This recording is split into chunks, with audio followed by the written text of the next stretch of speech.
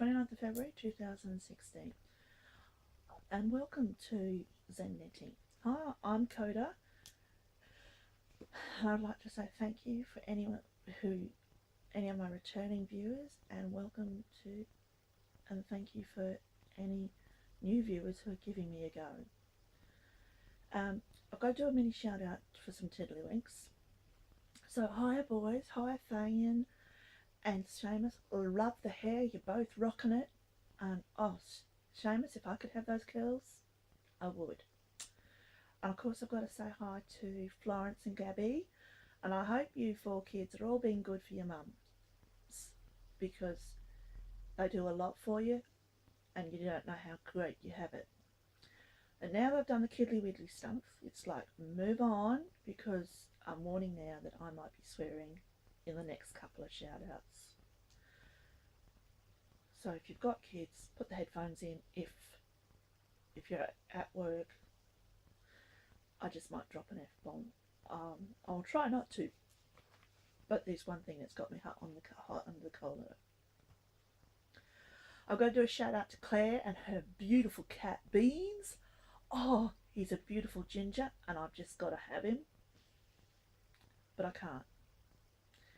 The blind dog means that there is no new furry friends coming into the house at the moment, because it wouldn't be fair to him. I'd love a cat like Beans, but Muttley here, having another animal walking around in his territory that he can't see but he can smell and he can hear would just be cruel. So no more furry friends for us until someone shuffles over the Rainbow Bridge. Now my other shout out is to Katrina, also known as the Wind Witch on Ravelry. Now she's a spoony mum who's got the new boots, Stormtrooper boots, who last week held down the fort and did the mum's taxi service and all of that while her partner was away with work. So girl, you did great and you're a superhero, and don't let any asshole make you feel less than how you should feel because you are knackered this week. You rock that armchair, you do all these crafts, you write, you tell stories, you are so proactive, about keeping in part in your children's lives, and continue to create when you could just sit in the middle in that corner and just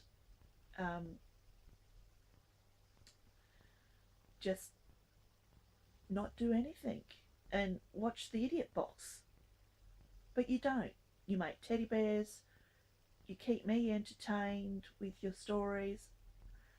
So don't let any assholes put you down, and if they do, tell them to fuck off. Now that leads to my FOs. It's an FO. Yeah, got my notes. I finished the 120 squares. I have the bag. Yay! I finished the squares, but now I have to do the join. So at the moment I'm trying out several different joins. I think I'll be going for a join that's no more than this wide, because I think this in a full blanket would be overpowering, but I'm going to be doing a cobble that puts this section of the Celtic Lace Join onto the end here.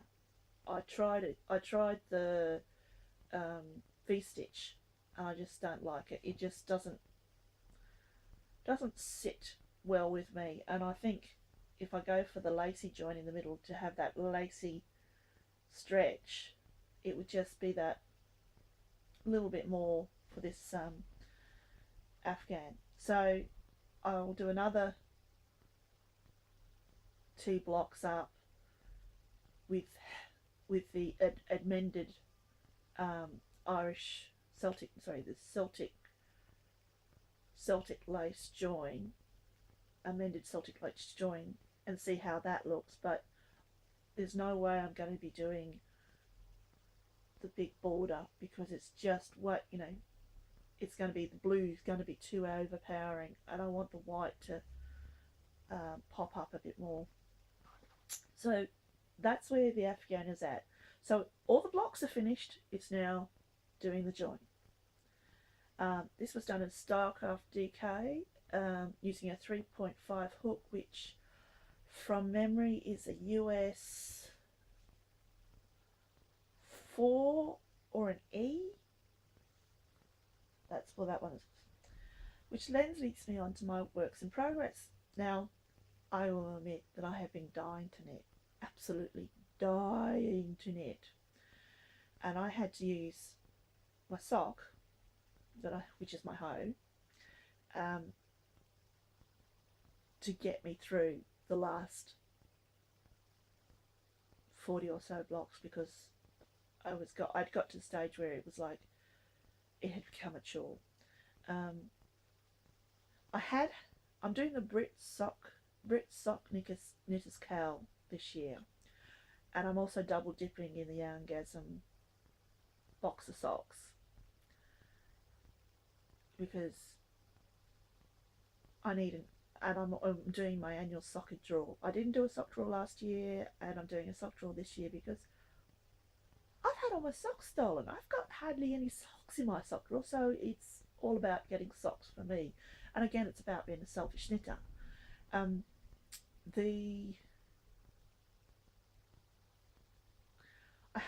had started this sock, which is a Smaug,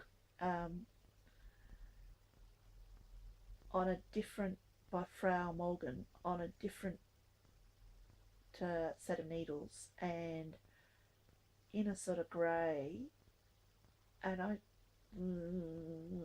it was the wrong size. It just didn't inspire me. So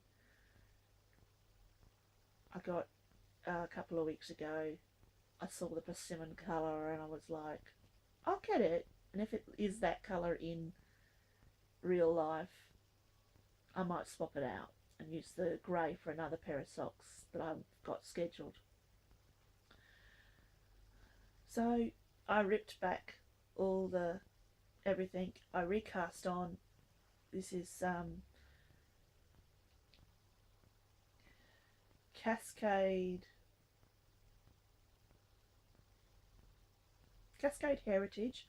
I've lost the little tag. I even kept the little tag and put the colour on, and I thought I put it in my book, but no, it's Cascade Heritage in persimmon, on 2.25 carbons. I'm keeping it in my Doctor Who project bag, which is with the exploding, my Van Gogh's TARDIS is in the middle, which a lovely Robin, who's in the US, made for me, and she's put these lovely stitch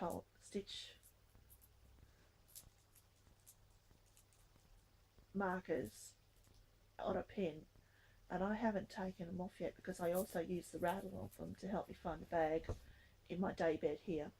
So one sock is done. Second sock has been cast on, but again, I'm using the sock knitting to entice me to sort out the afghan joint. So the plan is that if I can get two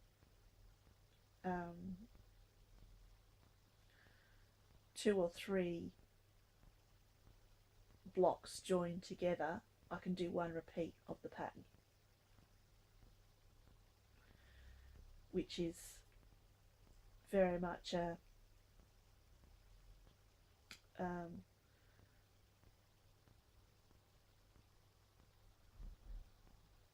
incentive of me to actually move on and actually do something with it, because I was feeling a bit overwhelmed by having all these blocks. It was just like this thing, this creature that was looking at me and going, "You have to do something," and I was feeling exceptionally overwhelmed with it. So I'm using the sock extensive. I've also got a February sock that I've got barely cast on that has to be knitted on. So I'm a bit behind on my sock knitting thanks to this monster that has been living near me. The monster in the big bag and the big thing. So that's what's going on. I don't tend to block my socks because if I block them, that gives a chance for the sods in this household to borrow them permanently, so that it doesn't get into my sock drawer. It gets into their sock drawer and I never get it back. So if it's a sock for me, it doesn't get blocked. It gets blocked on my feet. You know, with my kids, you've got it's quick. The quick and the dead, and I'm slow compared to these guys nowadays. They've definitely got me pinned down thanks to the fact that I normally have crutches or something in the way that they get to them. So what's on my radar this week? Oh, there's been lots of podcasters who have kept me company over the last week. I've got to say hi to Eric of the Sticks and Twine. And of course, Nessa from Kill to Craft, she put out a podcast this morning that kept me company while I finally pulled my finger out and actually did the sample edgings on the Afghan blocks, the granny blocks. And of course, Katie of Inside Number 23 was the other one who kept me company today. So they're on my radar. Natter. The Boyo was supposed to come home from university. He's been coming home on a Monday night rather than on the weekend because the train line has been doing maintenance. But Friday night, as it is, we had a lot of gusting winds. And Friday night, the Ornamental Cherry Tree out the front dropped a branch. So Saturday, we needed him out here to give us a hand because, his dad's double amputee. I'm not that mobile. We needed his brute strength. And we couldn't get hold of him. He'd been on the source on Friday night, even though we had called at about 8 to sort of say, "Hey, we need your help." No, he'd been on the source and didn't get our message until Sunday. So thank God our next door neighbour helped us out, and I've got to make him a pair of socks. That man really helped us out. He had a chainsaw and he was able to help us trim the tree back, trim out where the dead branch had come down and where other branches had been damaged by the dead branch, and just basically cut up the branches so that we could actually put it in the green recycling bin, so that when the council does their collection, we can get it taken away. So the Boyo is not going to have a comfortable evening this evening with his father. A few home truths will be given to the Boyo, I think. And I'm going to stay well out of it, and I'm going to be in the corner, and I'm just going to sit here in my little seat, and I'm going to knit. I'm starting out at that one. So that's it. Because of the tree drama, I didn't get out to the knit group. I normally go to a knit group in Swinton at the Countess of Lace studio. So that's really why I had no tucker bag this week, because I didn't go there. I didn't spend any money, so I didn't go, so I couldn't spend any money in a shop. So I didn't bring anything home. So I got no thing. Spinning wise, I'm supposed to do 20 minutes of spinning each day, but last week was just one of those weeks where I think it's the February blues. I think everyone's going through it. It's been the dull days, the grey, the cold, the wind. It just seems to be constant. So I think everyone's going through it, and I was too. And spinning didn't happen. I've got so much to spin, but I didn't do any spinning. But I can say that spring is on its way. There is that, you can see the daffs are starting to appear. A lot more daffs this week. When I was out cleaning, we actually had some tulips that had self-seeded in our yard that were underneath the cherry tree. They were a bit knocked around thanks to the tree branch, but I didn't know we had them. So, it was like, oh my God, we've got tulips. So, yeah, it's been a bit of a dull week, but I feel like I've actually got something somewhere, even though